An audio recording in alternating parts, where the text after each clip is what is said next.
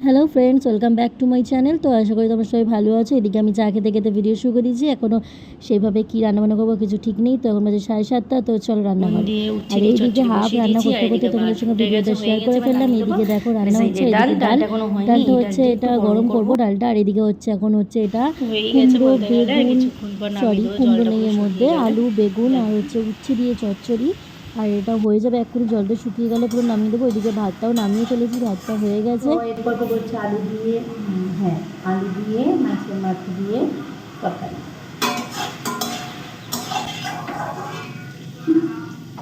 দেখে নামানোর পর ডালটাও গরম করে নামিয়ে নিচ্ছি। আর এদিকে এখন দেবো হচ্ছে মাছের মাথাগুলো ভেজে নেবো। তো চলো, এদিকে মাছের মাথাগুলো ভাজা হচ্ছে আর এই সাইডে এখনও দুটো আছে, এগুলো সবই ভাজা হবে। পুরোটাই মাছের আলুতে দেওয়া হবে।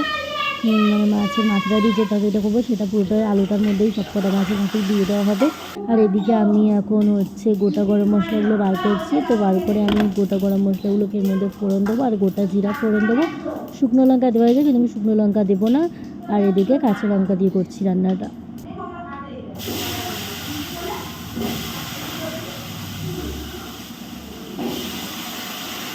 এদিকে আলুগুলো একটু ভাজা হতে থাকি, তারপর একটু নুন হলুদ দিয়ে দেবো। তারপর মশলাটা দিয়ে একটু ভালো করে কষিয়ে তোমাদের সঙ্গে দেখা যাচ্ছে। এদিকে আলু ভাজাটা হয়ে যাওয়ার পর এবার মশলাটা কষাচ্ছি, তো এরভাবে ব্যাক ক্যামেরায় দেখাচ্ছি।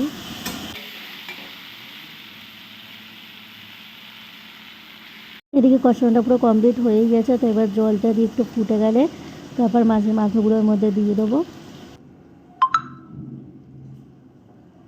মাছের মাথাগুলোকে যেটুকুনি পেরেছি ভেঙে নিয়েছি, কিন্তু পুরোটা ভাঙতে পারিনি। তো একেবারে ঝোলে দিয়ে তারপর একটু নাড়ালেগুলো আপনা আপনি ভেঙে যায়। শুধু যেগুলো একটু অতিরিক্ত শক্ত থাকে ওগুলো গোটাই রেখে দিই, কারণ ওগুলো তাহলে বরকে দিয়ে বর খেতে ভালোবাসে। আর এদিকে চলো এটা ঢাকা দিয়ে রাখি এখন। এদিকে রান্নাবান্না সব কমপ্লিট হয়ে গেছে। চলো তোমাদের এবার ব্যাক ক্যামেরায় দেখাচ্ছি। দেখো পুরো রান্নাঘর পুরো মোছা হয়ে গেছে, পুরো মোছা হয়ে গেছে। এই যে গ্যাস টেস, আর এই যে হচ্ছে তরকারিটা।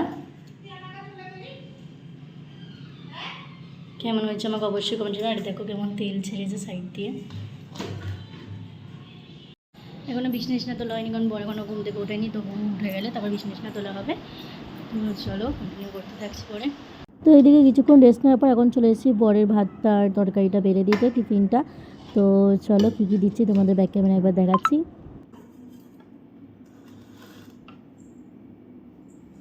এটাতে দিয়ে দিয়েছি মাছের মাথা দিয়ে আলু দিয়ে তরকারিটা। আর হচ্ছে এখানে হচ্ছে উচ্ছে আলু বেগুন দিয়ে হচ্ছে চচ্চড়ি, যার মধ্যে হচ্ছে আছে ভাত। আর পাশের বাটিটাতে হচ্ছে আছে ডাল। তো বর আজকে একটু বেলা করেই উঠেছে, তার জন্য বিছনাটা তোলা হয়নি।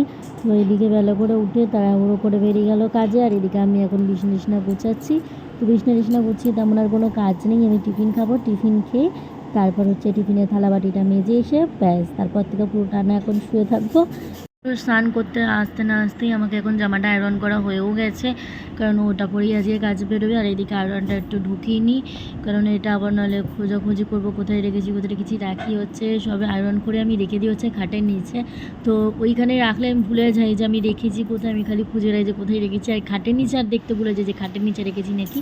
তো এইদিকে এখন এটা তুলে রাখি চলো। আর এদিকে না জামা প্যান্ট সব রেডি। আর এদিকে খাটের বিছনা তুললেও সব কমপ্লিট হয়ে গেছে।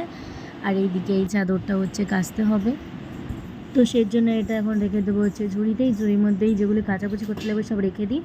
রাখার পর যখন সকালবেলা ঘুম থেকে উঠি তখনই এগুলো সব কাচাকুচি করতে হয়। আর এর জন্য এখানটাতে রাখলেই সুবিধা, মনে থাকে।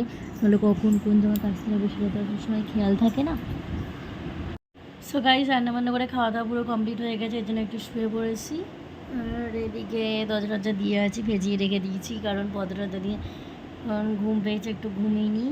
বেলা এখন কোনো হয়নি সেরকম টাইম, এই যে দেখো কোনো ঘুমানোর টাইম সেরকম হয়নি, কিন্তু তাও ঘুম পাচ্ছে একটু, সকাল সকাল উঠি তো। তো চলো টাটা, দেখা হচ্ছে নেক্সট ভিডিওতে।